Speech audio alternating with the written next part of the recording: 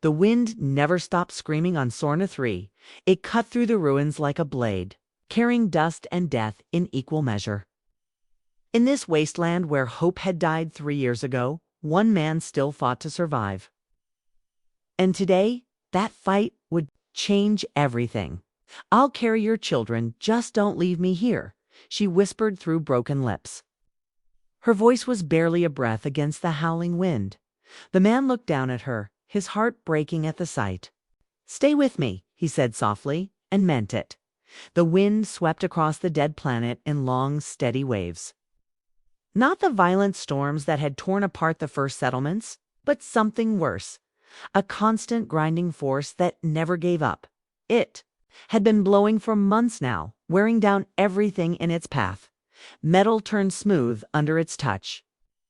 Paint peeled away from buildings like old skin. The wind was patient, and it was winning.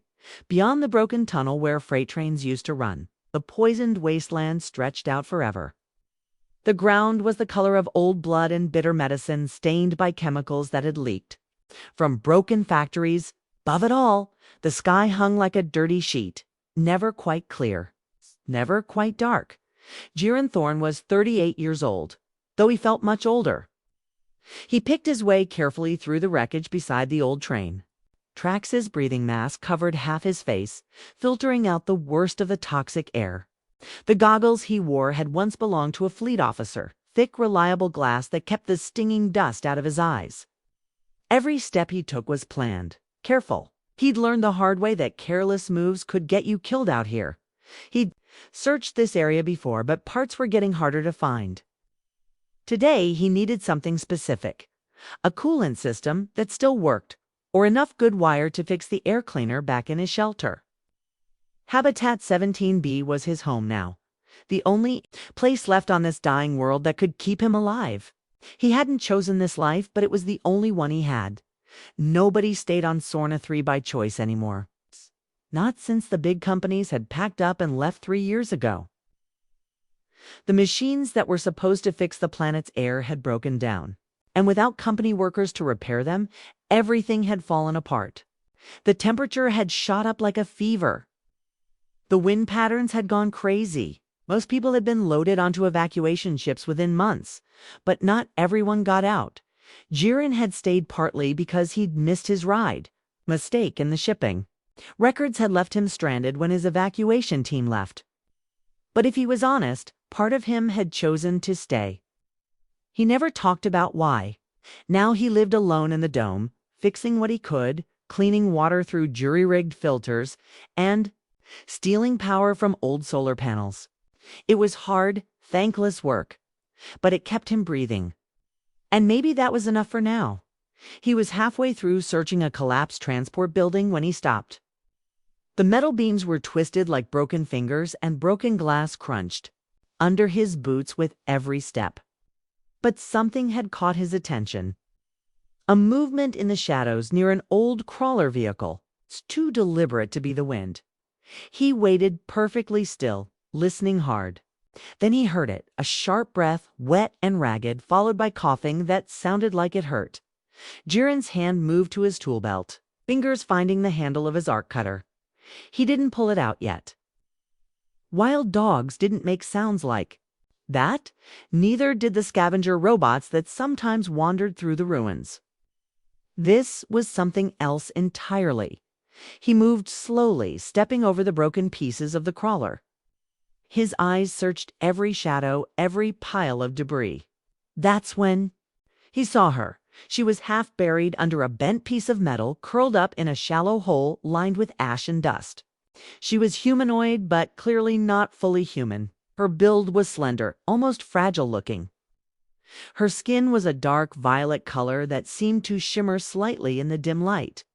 Her arms and legs were tucked tight against her body for warmth. Her body was covered in small cuts and bruises. Burns from chemical exposure marked her skin in angry red patches. What was left of her clothes hung in torn strips, thin silver material that looked like it had been designed more for show than protection. Her knees were scraped raw from crawling over rough ground. One of her feet was completely bare. She didn't notice him at first. Her eyes were closed and her breathing was fast but uneven, like she was fighting just to stay conscious. Okay. When she finally looked up and saw him standing there, she didn't scream. She didn't try to run away. She didn't have the strength for either. Instead, she dragged herself forward a few inches, grinding her teeth against the pain. One hand pressed protectively against her stomach.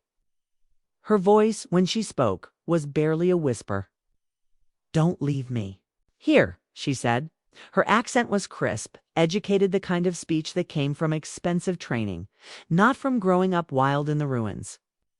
"I'll carry your children," she continued, her breath catching in her throat. "Just please don't throw me away." Jiren felt his heart slam against his ribs. Not from fear, from something else entirely. It was the way she said it, like it wasn't a desperate bargain, but just ... procedure.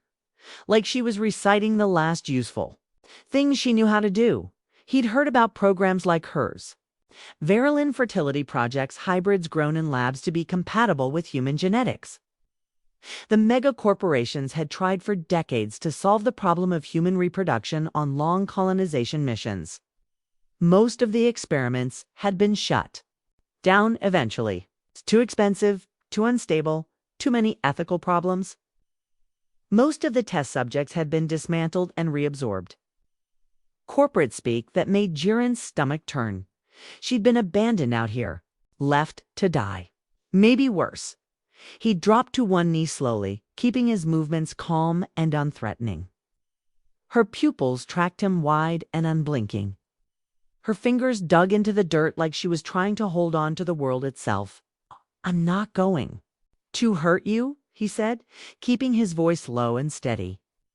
"That's not why I'm here. I'm not here to make deals," he added. Seeing the confusion in her eyes, she blinked once, then her head dropped forward. She was fading fast. He could see it in the way her body was starting to sag. Jiren pulled off his jacket. It was flea tissue synthetic leather with reinforced seams, probably worth more than most people on this planet had ever owned. But he didn't hesitate. He wrapped it around her shoulders carefully. Her skin was cold. Not from blood loss, but from exposure and starvation. She'd been out here for days, maybe longer, with nothing to eat and nowhere to shelter from the wind. He slid one arm under her knees, the other under her back, and lifted her as gently as he could. She didn't weigh much, too little, really. Her breath caught when he moved her, but she didn't fight him. Didn't ask questions about where he was taking her. Maybe she didn't care anymore. His jaw was tight as he carried her across the wasteland. The wind was picking up again, throwing grit and debris across the ground. He could feel it trying to push him off balance, but he kept walking, one careful step at a time. When he reached the dome's airlock, he cycled through quickly. Cleaning mist sprayed over both of them as the outer door sealed shut. Inside, the silence felt heavy and warm after the constant noise outside. He set her down on the padded bench by his tool wall, adjusting the jacket to make sure she stayed covered. Then he turned to his storage area and found a thermal blanket, clean water, and a basic medical kit. She didn't speak, just curled inward, watching him with exhausted eyes that seemed to see everything and nothing at the same time. Jiren tried not to look directly at her exposed skin, at the pale scars along her ribs, at the thin collar device around her neck that was still blinking faintly. A property tag, unregistered now. He swallowed hard and sat down on the bench beside her, careful not to touch her. "You're safe here," he said again, quieter this time. "Nobody's coming to take you away." She looked at him for a long moment, her eyes unreadable. Then she nodded once, just barely. That was all. He got up and moved to the small kitchen area, starting to boil water for nutrient broth. His hands were steady, but he could feel his heart pounding. It's not from panic or fear, but from the weight of what had just changed. He hadn't planned for this, hadn't expected to find anyone else alive out there. And now there was someone else breathing the air he filtered, someone else depending on the systems he maintained. Someone who didn't owe him anything, someone he had no idea how to help. But he would help her because she was alive. Because someone had decided she wasn't worth saving, and they were wrong. And because, though he never said it out loud, he knew exactly what it felt like to be left behind. The dome's lights hummed softly as they switched to night mode, casting a pale glow across the steel walls. The walls were lined with old pipes, patched insulation, and racks of salvaged equipment. Everything Jiren had managed to scavenge to keep this place running. He set the dented kettle on the heating plate, watching the water begin to bubble under the blue heating coils. He could hear the wind outside, muffled by layers of protective plating, but the dome itself stayed steady. The structure was holding, for now. He glanced over his shoulder. She was still lying where he'd left her, his jacket pulled tight around her shoulders. Her knees were drawn up slightly, her chin resting on her collarbone. Her eyes weren't closed, but she was staring at the far wall at nothing in particular. Her breathing was shallow, her lips slightly parted, like she was waiting for orders that would never come. Her hair hung in damp strands across her cheek. Every few seconds her eyelids would flutter. But otherwise she didn't move. Jiren felt an old familiar ache building in his chest. He'd seen trauma before, 2 tours off-world with the Fleet Engineering Corps, fixing cooling systems and hull breaches while evacuation alarms screamed and people ran past him in panic. He'd seen soldiers clutching wounds, their eyes wide and blank with shock. It's too much pain to process all at once. But this was different. She wasn't bleeding out. She was empty, like someone had scooped out everything inside her and left just the shell behind. The kettle clicked off automatically. He poured this steaming water into a chipped ceramic mug, stirring in nutrient powder, high-calorie synthetic, protein that usually tasted like nothing. He set it carefully on the small table near her. The soft sound of ceramic touching metal was the only noise in the dome. "You should drink this," he said quietly. "It'll help you get stronger." She didn't. Look at him. Didn't reach for the mug. He pushed it a little closer. Waited, still nothing. For a moment, he felt frustration building in his throat.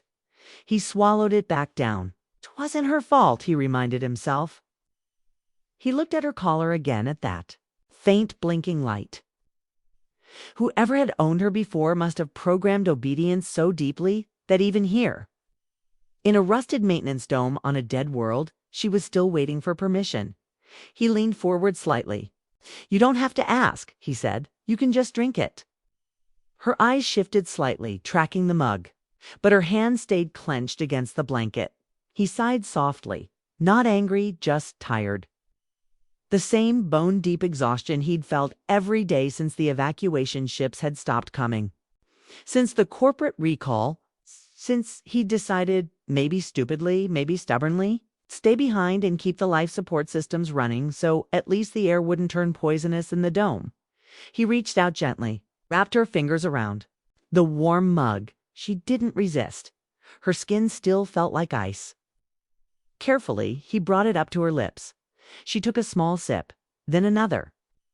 He could see her throat working as she swallowed, and a slight tremor ran through her shoulders. For a moment, he thought she might start coughing again. But the liquid stayed down.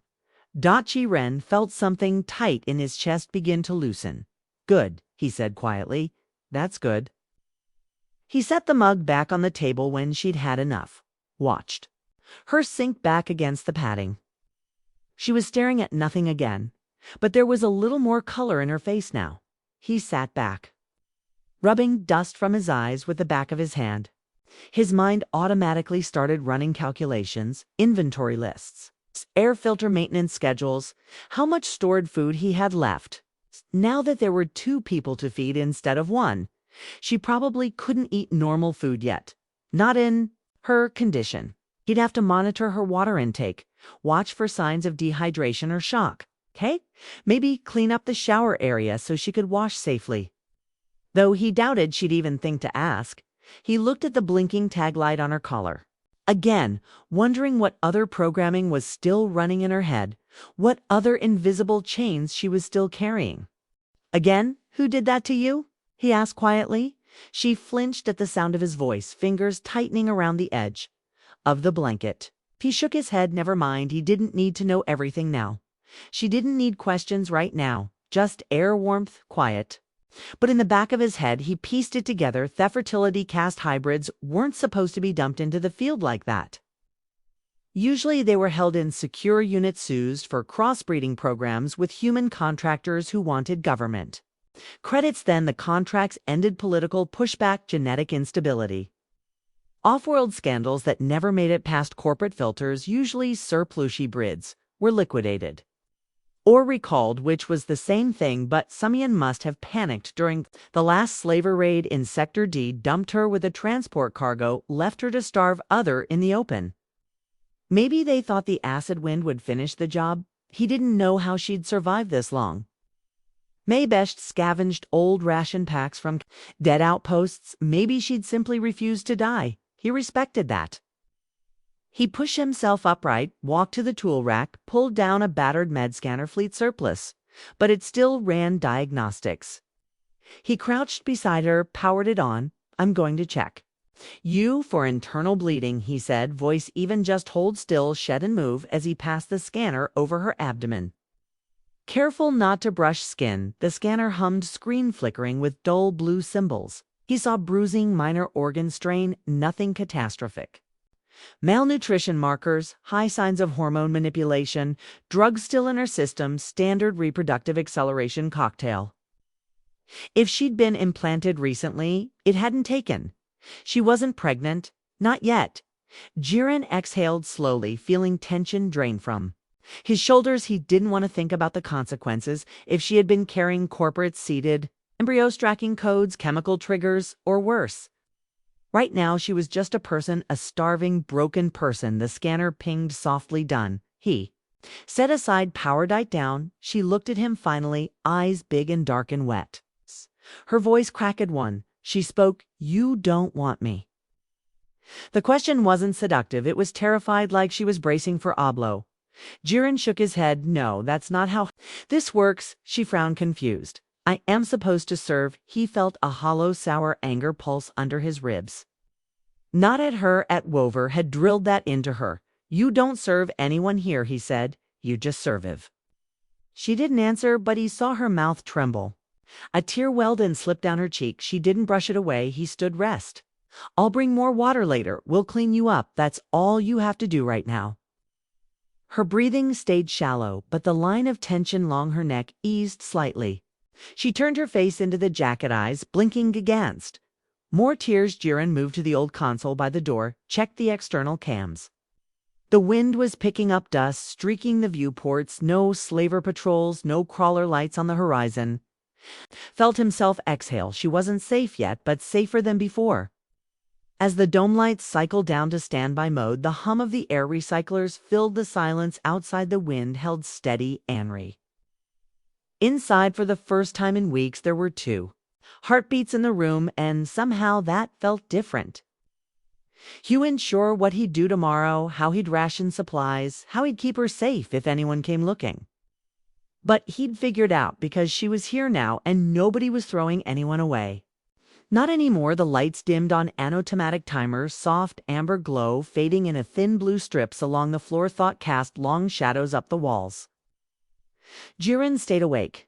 He sat on the old metal stool near the console, boots planted wide, elbows on his knees, eyes fixed on the monitors showing external cams and internal life support stats. He watched the wind batter against the dome, shielding the grit, hissing like static on the external mics. He didn't know what time it was anymore. His internal clock said late, but out here the sun never showed. Clear, just a sick pale disk, and the haze didn't matter. He wasn't sleeping behind him. He heard her breathing shift, a ragged inhale that cracked into a soft cough. He turned his head. She'd slid down the bench, a little head tucked in the jacket's collar, shoulders hunched as though she expected Somi to yank it away.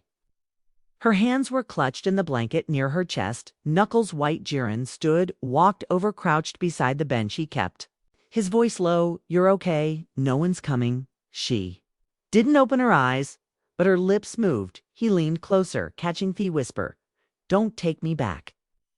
It was the first clear thing she'd said since drinking water he swallowed. Hard felt anger come back. Hot and sour under his ribs, whoever had handled her before hadn't just discarded her. They'd conditioned her to believe the only future was ownership or disposal, heckled, see it in her body language. The constant readiness to flinch the way her back.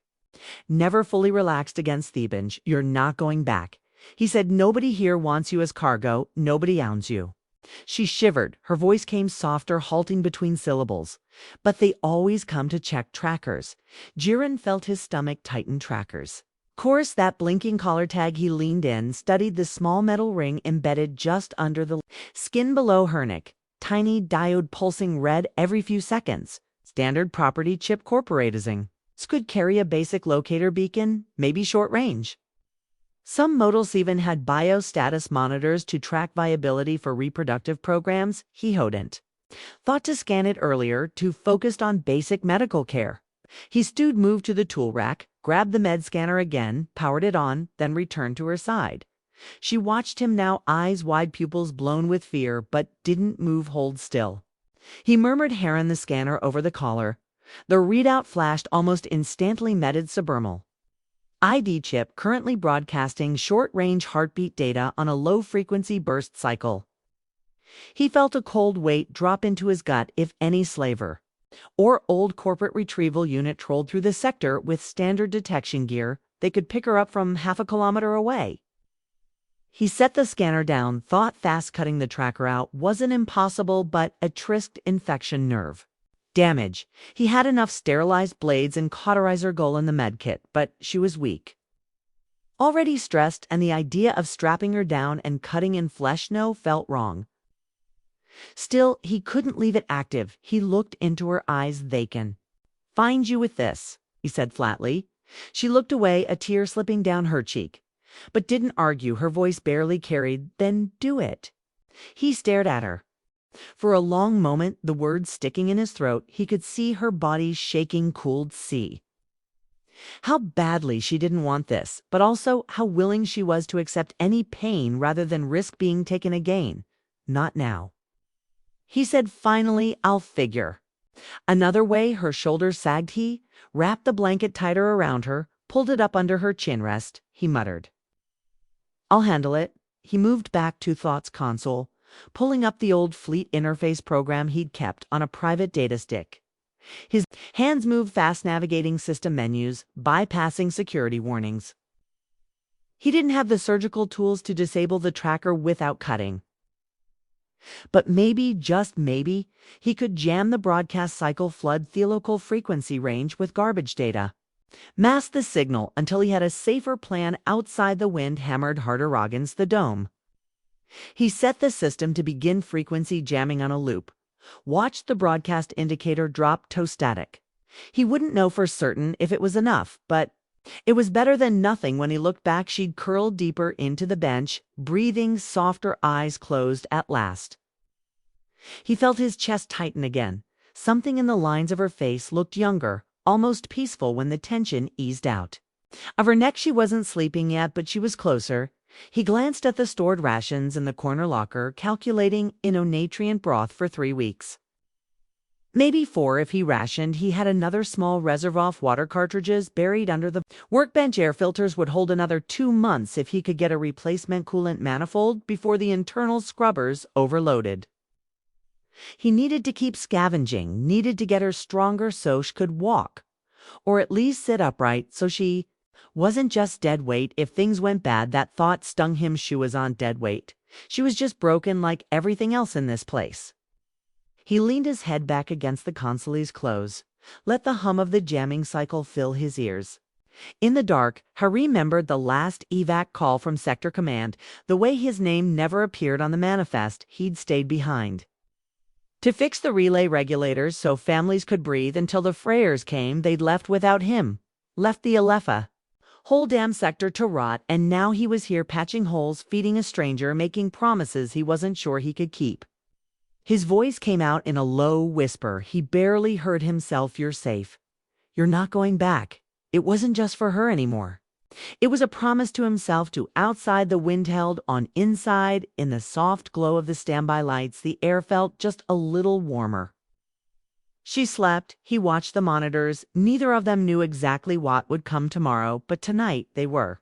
Both still breathing, and sometimes I was enough. Morning didn't look any different on Sorna 3. The same pale haze filtered through the reinforced viewport slats, casting wectifist light over metal grates and the cracked polycrete floor. The wind never stopped out their acid grit, scratching like claws against the dome walls inside. Though the stale warmth of the recycled air felt stable, thick, with faint chemical hints of cleaning fluid and rest. Jiren was already awake, hunched over the workbench, his hands buried in the guts of an old filter assembly. He hadn't slept more than an hour, dozing upright in the console chair, ears tuned to every hitch of breath or shift of cloth from a bench where she lay, her heart a soft creak behind. Himi didn't turn immediately, focusing on loosening a corroded bolt with careful pressure. Swa wouldn't shear off. He didn't want to spook her with sudden movements. He felt her eyes on him, though, careful watching. Eventually he set the bolt aside, wiped grit from his hands with an oily rag, and turned. She'd pushed herself upright, barely, one hand braced on the bench frame blanket pulled around her waist. Her hair was a tangled dark curtain around her face, strands clinging to her cheeks. She looked pale, skin faintly dusted with an unhealthy sheen of sweet butt. Her eyes were clearer, awake, alert. She was staring at him with something like suspicion, or maybe confusion. Her voice came out rough. "What do you want me to do?" Jiren shook his head. "Nothing." She swallowed hard, throat working. "But I need to serve or you will." Her voice trailed off. "Throw you out," he finished for her. His jaw tightened.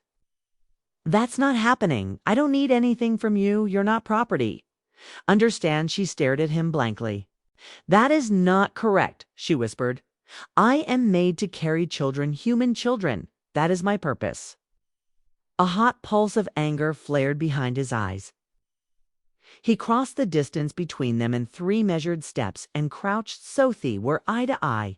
"Listen to me," he said, voice low but steady. "You're not cargo. You're not some."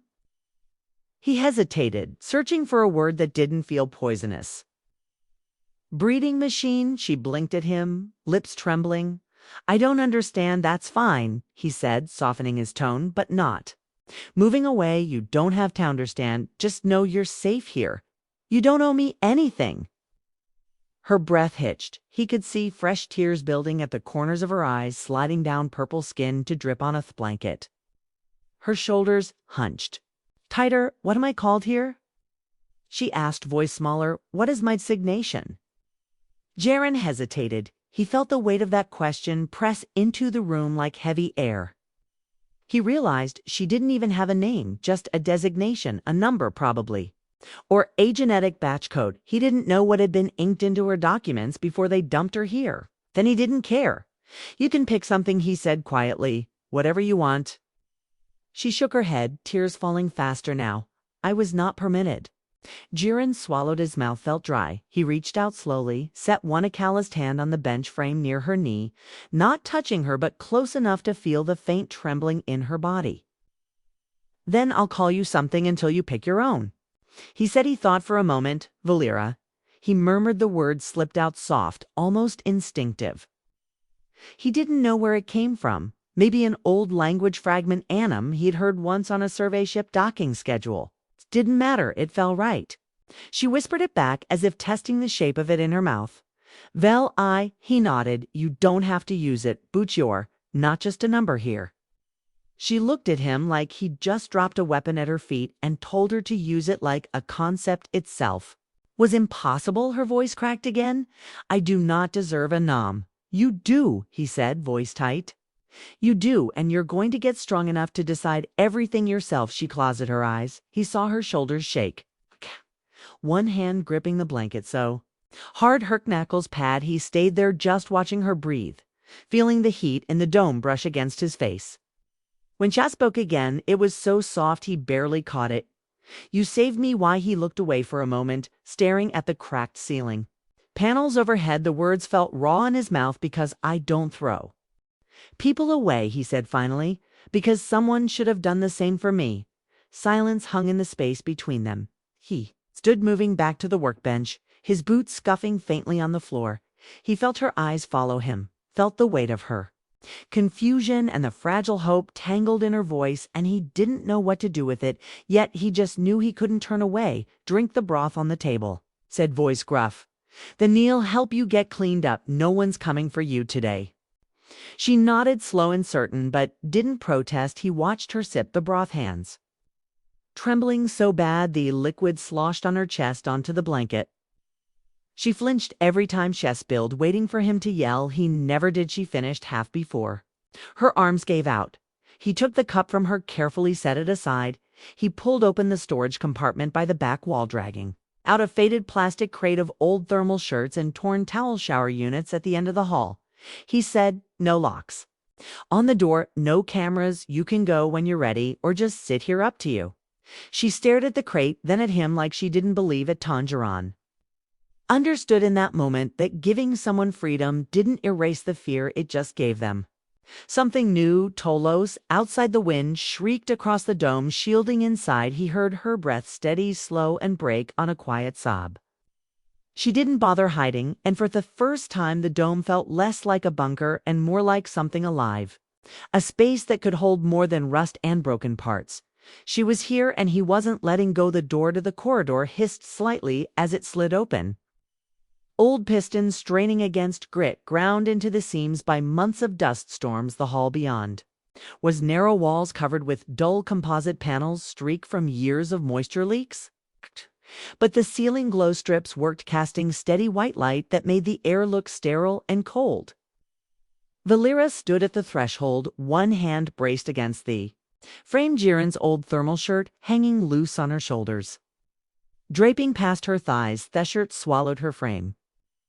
The collar sliding off one shoulder where the cloth was worn thin, her skin deep violet and still bruised along the ribs, looked raw under the harsh light. She'd never walk it this far alone. Her legs trembled with each step, knees threatening to buckle them.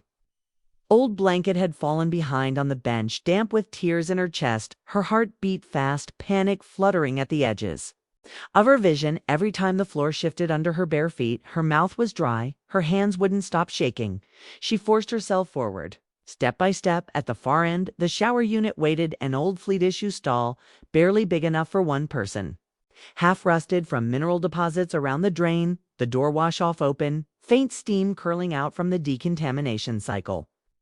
Jiren had triggered 5 minutes earlier. Warmth radiated from the opening, soft and humid, smelling faintly of the sanitizer.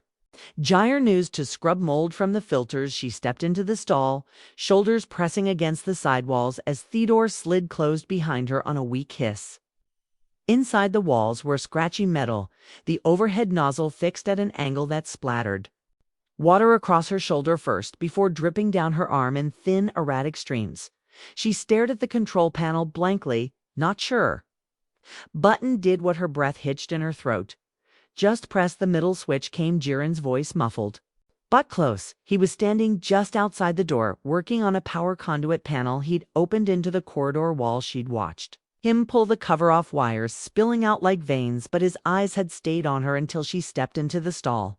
Their swallowed, reached out, pressed the middle switch. A burst of warm water fell across her shoulders, sudden, heavy. She gasped, stepping back against the wall, arms coming up instinctively to cover her chest. But the water didn't hurt. It wasn't scalding. It wasn't ice cold, just warm, steady. She stood there frozen as it soaked through the shirt, plastering the cloth to her skin. Tears blurred her vision. Her body remembered metal cages, freezing rinse cycles that came on without warning, handlers barking at her to hurry, hands on her arms, hands in her hair. Every cell screamed that someone would yank the door open at any moment and drag her out, but the door stayed shut. Outside, she heard Jiren's voice, calm, steady. "You're safe, take your time." Her legs buckled, sliding her down the wall until she was crouched under the spray, forehead resting against her knees. Water pulled under her feet, warm, clean, no barked orders, no cold hands, just warmth. She sobbed. Loud, racking, uncontrollable sobs that shook her whole chest that burned her raw throat until she choked on them and the water kept falling, rinsing a whaled grit blood flakes. The stink of rust and rot from weeks hiding in wreckage, her hair fell heavy and slick across her shoulders' black strands. Clinging to her arms and cheeks, she stayed like that a long time. Eventually her breathing steadied. She peeled the soaked shirt away from her skin and scrubbed her arms, her stomach wincing when her fingers brushed the worst bruises along her ribs. The soap dispenser was a battered wall unit, the gel thin and runny but smelled faintly. Bald lavender extract, she'd never smelled anything like it in the holding pens. It was soft, gentle. She closed her eyes, focused on the warmth outside the door. Jiren was still there. She could hear the faint metallic snap of tools, the low hum of solder coil, but no footsteps. Moving away, no impatience in his voice. She whispered under her breath, voice shaking but steadier than before. Valera, testing. It again trying to believe it was hers. The door clicked softly when the cycle ended. The water shutting off in a rattling hiss, steam drifted around her. She pushed at herself upright legs, weak but holding. She wrapped the shirt around herself again, blinking. Water from her eyes, and pressed the door, released Jiren. Didn't look up right away, finishing a connection tool buzzing faintly. When headed, he didn't stare at her body, just glanced at her face, checking her eyesure, breathing the way her hands curled around the shirt hem. Feel better. Ksh. Voice flat, but not unkind. Valera nodded, clutching the damp cloth tighter. Yes, I thank you. He jerked his chin back toward the main room. Come on, Cedial, find you something dry. She followed him. Her steps were still slow, unsure, but this time she wasn't waiting for someone to stop her. In the main room, he dug through a storage crate, pulling out another shirt clean threadbare, along with a pair of old cargo pants cinched tight at the waist with a frayed drawstring. You can change in the corner if you want, he said, nodding to a curtained alcove. He kept his eyes on the desk console screens, giving her privacy. Valera moved slowly behind the curtain. She stripped out of the wet shirt, tugged on the new clothes. They hung loose on her frame, but they were dry, warm. Her skin still awked wear. Bruises spread under the purple surface, but the throb felt muted under the soft cotton fabric. She stepped out. Jiren glanced at her, gave a short nod. Better, he said. He pulled a battered metal chair over near the console. Sit, you need food. Obeyed, lowering herself into the chair, still weary, but not frozen like before. Jiren moved around the room with quiet efficiency, heating nutrient broth, checking gauges on the wall, monitor, keeping his voice low but steady when he spoke. Yuri going to have to build strength, he said. You need real food soon, not just broth. Body needs protein to heal those muscleteers. She nodded. I will do as you say. He frowned. You don't do it for me, you do it for yourself. She blinked at him, unsure. But I owe you for saving. No, he said sharply, then softened his voice. Nobody owes anyone here. We serve, that's enough. She flinched at the tone, shrinking slightly. He sighed. I won't hurt you. He added quietly, I won't ask anything from you. She glanced down at her hands, fingers twitching against chair arm. Then why did you save me? Jiren stared at the console, readjusting. The external temperature dip another degree. He swallowed. Because he couldn't leave you there, he said finally, and because maybe I'm tired of being alone too. Silence hung between them. Valera breathed slowly, carefully. Then she whispered, almost so soft, heckled in here, I don't want to be alone anymore. Jar nodded once. That was Al said outside. The wind battered the dome, dust streaking the outer ports. Inside, in the stale recycled air, two people sat, breathing alive, not alone anymore. And for the first time in as long as either of them could remember, that felt like the start of something worth holding on to. The wind died abruptly at midday, leaving the dome release. Silent dust settled across the outer viewport slats in a dull, gritty film. Inside, the low hum of the air recycler felt louder. Oh, it's claustrophobic. Jiren sat at the console, eyes fixed on the external monitor feed for flickering camera views, each showing empty wasteland beyond the rusted perimeter fence. Valera stood a few meters away near the tool rack hands clasped around a steaming mug of brother posture. Still uncertain, but less guarded than before, her hair hung clean. Now, though, still tangled at the ends falling around her face and shoulders like a veil every so often she glanced at. Him eyes searching for some clue in his face, but he said nothing. He was listening, straining past the hiss of old fans and failing. Power relays for something he couldn't quite name. Then he hearted a low thump distant, pulsing faintly through the floor plates. Like woof beat of some massive engine, Jiren set down the wrench he'd been cleaning, stood slowly moving toward the Consolicus. Jaw tightened. He reached up, flipped the external audio feed to maximum gain. The Staticus gave way to a muffled mechanical growl. Heavy treads chewing into the sand. There set her mug down, nearly spilling it. Her voice came out small. "What is that?" Jiren didn't look at her crawler. He muttered, "Big one near-moored plate, slaver model." Valera's breath hitched audibly. Her knuckles whitened around the edge of the worked that they are coming back. Jiren tappeth console keys, cycling through camera feed's eyes, scanning the horizon. In Thenarthcam, he spotted a glint of dark metal. A squat crawler with high-backed antenna rays and a scorched corporate insignia on the side panel barely visible under layers of grime. He counted at least 4 figures on the observation deck, shapes draped in old environmental cloaks, moving with practiced, confident efficacy. His mind raced. There was no official authority out here anymore.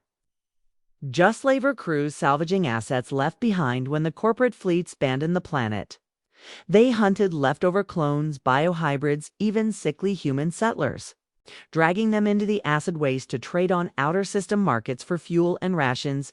They did care about local laws. There were no laws left. The Lyra pressed closer, voice trembling. "They will find me. They will take me back."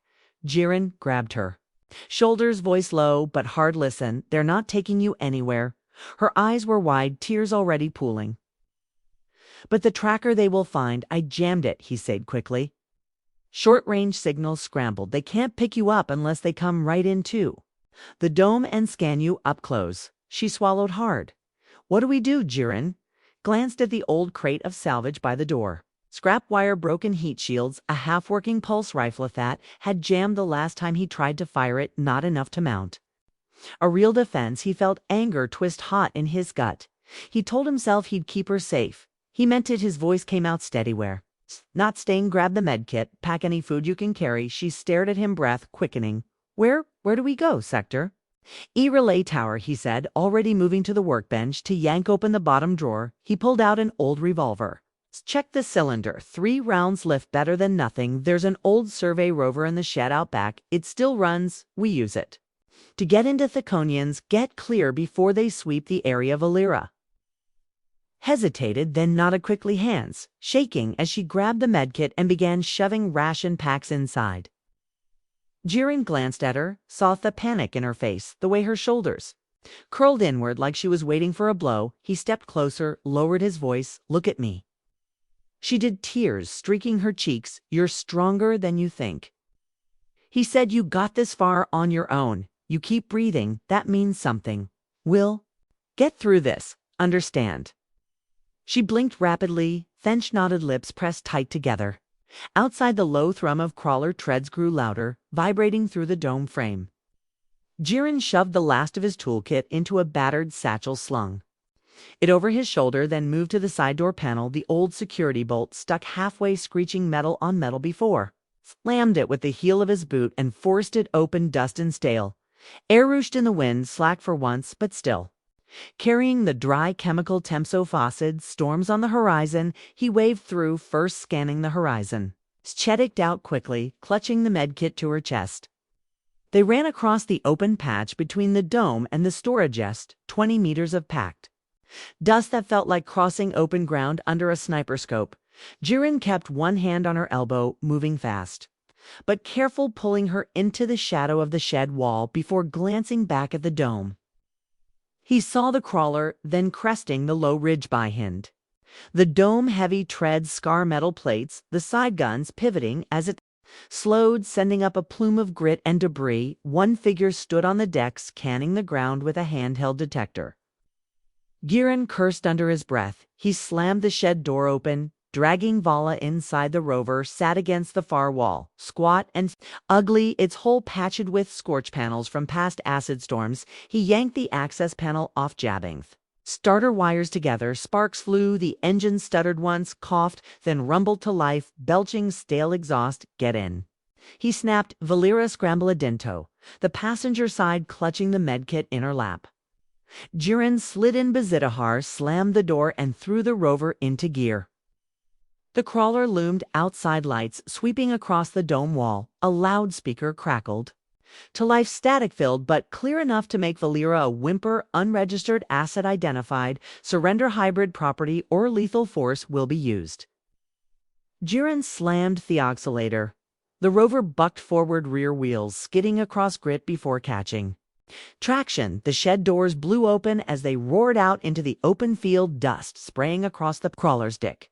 A bolt of bright plasma scorched the ground behind them, molten sand hissing and cracking as they sped toward the low ridgeline. Valera curled forward, her seat arms over her head. They will catch us, she gasped. Not today, Jiren growled, gripping the wheels so hard his knuckles went white. Hold on, he punched the rover up the incline, the old suspension creaking under the strain. Over the ridge, the ground fell away. Into a cracked, jagged canyon. He barely touched the brake, letting the rover drope hand bounce along the fractured rock bed below. Metal panels rattled loose, sparks trailing from the undercarriage. The crawler's heavy gun swung after them, but the angle was bad. Plasma bolts scorcathed ridgeline, but didn't connect.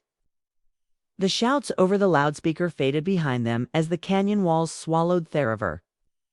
The crawler too big to follow directly. Jiren kept driving, not looking back. Valera lifted her head, hair sticking to her tear-streaked cheeks. Her voice was horsero. I don't want to go back. I want to stay with you. Jiren's wallowed hard eyes fixed on a narrow canyon trail ahead. I know, he said, and you will, no matter what it takes. The rover rattled on into the broken maze off rock and dust, leaving the slaver crawler behind, its spotlight sweeping the emptirage as the wind began to howl again over the dunes. The rover stuttered and groaned as it climbed the last fractured ridge, the front axle rattling so violently Jiren feared the left wheel might shear off completely. He gripped the wheel, sweat dripping into his eyes, signaling the growing whine in the engine. Ahead, the relay tower rose out of the canyon. Rock like a skeletal ghost, battered scaffolding reaching 50 meters into the acid haze sky. Metal panels clung to its frame, half torn loose by storms, and the old antenna array leaned drunken light on one side, but the base was solid, a bunker designed to withstand planetary quakes he'd hidden there before during sector raids back when he was alone. The sun was dipping low, a dull red smear behind dust clouds. The wind picked up again, grit pattering against the rover windows like rain beside him. Valley rackling too. The medkit on her lap, eyes locked on the relay tower. Her breath ingragged, her voice was small but steady. You said this place is safe, jar, not a jaw tight. It will be long as we hold them off. He slammed the brake, letting Throver slide to a stop. Beside the tower's old service door, the engine sputtered once and died. Smoke drifting from under the hood. He didn't bother looking. No time out, he snapped. Valera scrambled out on shaky legs, clutching the medkit. Jiren grabbed the satchel off Tolls, and the old revolver, shoving it into his belt as he yanked open the bunker door. Inside was pitch black. Hahitha manual switch overhead strip lights buzzing faintly to life, illuminating a narrow concrete corridor lined with rusted crates and thick power conduits. Go, he urged. Valera ducked inside. He followed, slamming the door shut and spinning the wheel lock until it clanged tight. Outside, he heard the low thrum of crawler engines, a gain closer. Now the bastards had tracked them through the canyons, slow but relentless. He doubted they'd risk their main vehicle over the fractured rock floor near the tower. But foot patrols would come. They'd be here soon. He turned, scanning the cramped entry chamber. Dust lay thick on the floor, old emergency rations stacked haphazardly in theckeners. In the center, a battered console still blinked faint blue. A partial power source in the relay's backup grid. He set the tool satchel on it, pried open the panel. Valera hovered near the wall, eyes darting toward the sealed door. They are coming, Jiren nodded. Yeah, and I'm not letting them take you or me, she swallowed hard. What can I do, Jiren? Looked at her, really looked past the tears and grime and bruises. He saw someone terrified, yes, but also Sumion still standing someone who had crawled through dirt to live. See that panel? He said, gesturing to a broken metal plate beside the door. There's a manual override switch. If they breach the door, you flip that switch, it'll seal the inner hatch and vent the hall to the surface. Gas them with scrubber dust. You got it. Valera nodded, jaw trembling. Yes. He pulled the revolver free, checked the rounds again. 3 shots, he'd have to make them count. Stay behind me, he said, moving to the second chamber door and unlatching. The bolt beyond the relay's main room gaped wide, and dark metal catwalks, running galing walls of flickering servers and dead screens. He heard voices outside Noral Mail, echoing against the canyon walls. Boots crunched on stone-skin sashes. In there, someone barked, "Get that door open!" Jiren felt Valera flinch behind him. He steadied his breathing, no time for fear. He crouched low by feet-away, peeking through a crack. Shapes moved past the shattered rover, scanning ground with handheld detectors. They carried plasma rifles, heavy and old but functional, enough firepower to cut through steel plating. One of them stepped closer, face obscured by a torn filtration mask. Bring the cutter, he snapped. We breach in 30 seconds. Jiren slid the revolver barrel through the crack, squeezed the trigger. The first shot caught the man in the shoulder, spinning him backward into the dirt. The others shouted, turning toward the door, weapons raised, plasma bolts drawing molten sparks across the bunker wall. Jiren ducked back, heart pounding, counting the remaining shots in his head to go for the side hatch. One slaver yelled. Jiren cursed under his breath, head-turned to Valera. Remember the switch? He whispered. She nodded, eyes wide but focused. Outside, boots hammered on gravel. Someone pounded against the side hatch. Jiren moved to the corner, leveling the gun toward the door. The metal shook as someone slammed into it, the latch bolt cracking. Get the cutter, another voice barked. He fired again. The bullet punched through the door panel with a loud clang, followed by a grunt of pain and a body collapsing onto the ground. One shot lift. The metal shrieked as a cutter torch roared to life outside, bright sparks spraying inward through a growing seam. Valro whimpered, hands hovering over the manual switch. Jiren set his free hand on her shoulder. We'll be okay, he said roughly. The door panel glowed, red edges curling inward. A plasma bolt streaked past Jiren's head, sizzling in a wall. He fired his last shot through the brie. He heard someone scream, then the gun clicked. Empty now, he snapped. Thera slammed the manual switch. Alarm shrieked through the bunker vents, along corridor walls, blasting out clouds of thick gray dust. Outside, the slaver scowled and stumbled, plasma bolts going wide as the dust cloud choked the doorway. Jiren grabbed, pulling her back through the inner hatch, slamming it shut as the secondary locks clamped tight. He pressed his forehead to the door, panting, ears ringing from the alarms. Outside, Herud, coughing, then silence. He turned, eyes locking on Valera. She stood frozen, on hands still, clutching the switch, her face streaked with tears but her shoulders straight. You did good, he breathed. You did damn good. She swallowed, voice shaking. I didn't freeze. No, he said, pride softening his voice. You didn't. He moved to the console, checking the backup power. The slavers wouldn't stay long now. Half their patrol incapacitated, the rest choking on scrubber dust. They'd retreat a group, maybe try again tomorrow, but they wouldn't risk another assault tonight. He turned to Valera, reached out and brushed a stray lock of hair from her cheek. You're safe, he said quietly. They won't get you. Not now, not ever. She closed her eyes, trembling, but didn't pull away. I want to stay with you, she whispered. I want this to be mine, ours. It is, he said, his voice rough with ecstasy and relief. It's ours. He pulled her into a careful hug, arms wrapping around her thin frame, feeling her shoulders shake as she buried her face against his chest. He smelled sweat, dust, blood, but also life, warmth. Outside, the wind howled across the canyon ridge, weeping away footprints, scattering grit across the dead crawler. Shelled by the ridgeline inside the bunker, Jiren held Valera close, eyes closing, the tension in his body finally easing. They were alive together, and they weren't going back. The storms had broken 2 days ago, leaving sky over Sornith 3 almost. Clear that afternoon, the sun shone weak and pale through the thin atmosphere. Its light filtered by high clouds that glimmered faintly with acid crystal dust, but held back the harshest winds. The old relay tower still groaned with every gist metal, beams creaking as though remembering the fight. But inside the bunker, it was quiet, warm. Jiren sat in Earth console with his sleeves rolled up, hands blackened with old grease as he picked apart the tangled wiring from salvaged regulator coil. Hum of the external scrubbers was steady, and even now the filters patched and holding. Hugh worked in short, deliberate movements, stopping every few minutes to listen to the wind, to the steady thrum of Thebacup generator, to the soft breathing of Elra as she moved in the back corner, sorting rations into neat piles along a metal shelf. She wore one of his old thermal shirts, sleeves rolled up past her elbows, the hem tied at the waist with a strip of cloth to fit her frame. Her hair hung loose down her back, darker and thicker now, brushed clean each morning with an old plastic comb he'd found in the storage crates. She caught him watching and smiled, hesitant but real. She was different now, her step still cautious, but no longer haunted. When he walked past her, she didn't flinch. When the door rattled with Thune, she didn't curl up into the corner anymore.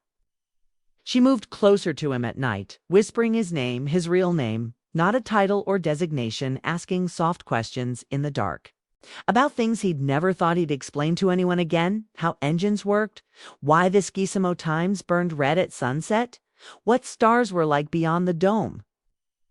That morning she had told him her body felt different, tired, heavy. He hadn't asked, hadn't pressed, he just held her hand in silence. He knew what it meant. Now in the afternoon quiet, he set the coil acid and wiped sweat from his brow with the back of his wrist. Valera was humming under her breath, a quiet, uncertain tune like. She was still testing the idea of making sound for her own sake. She picked up a ration packet, turned it over in her hands, then set it carefully in the safe-to-eat pile. Almost done. She, a skid voice, soft but steady. Jiren grunted almost. She moved over to him, brushing her fingertips across his shoulder as she passed, a small gesture that still made his chest heat tighten every time.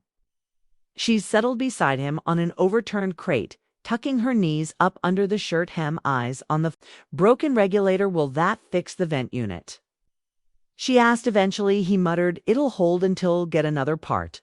Valera nodded, resting her chin on her knees. We could find more parts, maybe together. Jiren looked at her, studying the faint flush in her cheeks, the clearer color in her eyes. She was healing flesh, thickening over bones, the tremor in her hands nearly gone, and there was something else subtle but there, the slight roundness in her lower belly that hadn't been there before, the way her breathing came slower when she bent over. He set the tool down. You sure you want to go out there? He asked. Quietly she nodded, looking him straight in the eye. Yes, I want to see sky with you. Fine. Outside, the wind gusted again, rattling the outer beams. Jiren reached over, set his hand on hers. She didn't flinch. She laced her fingers through his, squeezing. I never thought I would choose anything, she whispered. You did, he said, a faint smile tug at her lips, soft but bright enough to light the dim bunker. And I chose you. He swallowed the lump in his throat, brushing his thumb over the back of her hand. I know. He murmured, I'm here. I'm not leaving. She leaned in, resting her head on his shoulder, her breath warm against his neck. They sat like that a long time, just breathing together, the hum of the generators steady behind them. Eventually she whispered, do you want them? He frowned slightly. What? She reset her palm against her belly, tentative, shy, but sure offspring. She said softly, children, yours, mine, ours. Jiren closed his eyes, feeling her weight against him. The quiet strength in her voice. He wasn't sure he'd ever pictured himself as a father, not here on this ruined planet with its acid winds and dead cities, but this wasn't a world of dust anymore. Not with her beside him, not with the sound of her voice in the dark whispering his name. He exhaled, slowly resting his forehead against hers. Yes, he said simply, I do. She let out a shaky breath that turned into a laugh soft and surprised, her tears warm against Hiskin good. She whispered, "Then we stay, we build, we live outside." The wind rattled the tower, but couldn't touch the quiet warmth inside. Jiren tightened his arm around her shoulders, breathing, steady eyes half closed. The regulator coil could wait, the filters would hold another day. For the first time since the old evac freighters left, he wasn't thinking about tomorrow as a threat. He was thinking about tomorrow as a beginning. And when Valro pulled back to look at him, eyes bright smile, shy butrial, he knew he was exactly where he wanted to be, alive, not alone, together. Forward, the end.